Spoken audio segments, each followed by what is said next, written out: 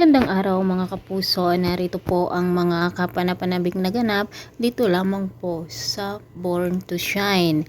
Dahil nga po sa ginawa ni Minchi dito kay Dara na pagsugod, ito na nga ang pagkakataon ni Dara para i-blackmail itong si Minchi mga kapuso, dahil hanggang ngayon hindi pa rin nila tanggap na si Jenny ang leader ng Yumi, dahil nga ang gusto nila ay itong si Megan na kanyang anak, kung kaya't sinabi ni Dara dito kay Jenny na kung gusto niyang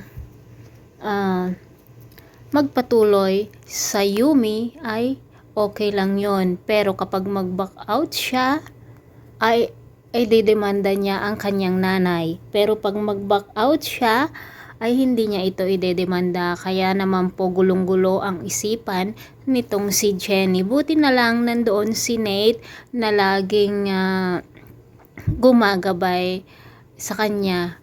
Hindi niya ito pinapabayaan, at nang muntik na ngang sampalin ni Megan itong si Jenny ay ipinagtanggol siya ni Nate at napahiya itong si Megan mga kapuso. Napaka-sweet naman ang moment ni Nate at Jenny habang sila ay nasa rooftop, at dito nga nasabi ni Jenny ang kanyang problema kay Nate. Samantala mga kapuso, sinabi naman ni Monica dito kay Dara na hindi niya pwedeng tanggalin si Jenny bagkus kung siya ang mag-quit.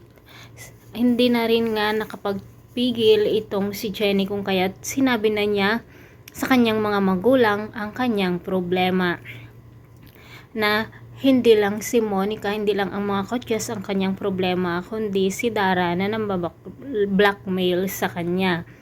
At ano kaya ang ipapayo o magiging desisyon ng kanyang ina na si Minchi mga kapuso. Pero sa tingin ko hindi magbaback out si Jenny sa Yumi, dahil nga ito ang kanyang pangarap. At kung ipapakulong man ni Dara itong si Minchi ay lalaban ito. Maraming salamat sa walang sawang pagsubaybay. God bless.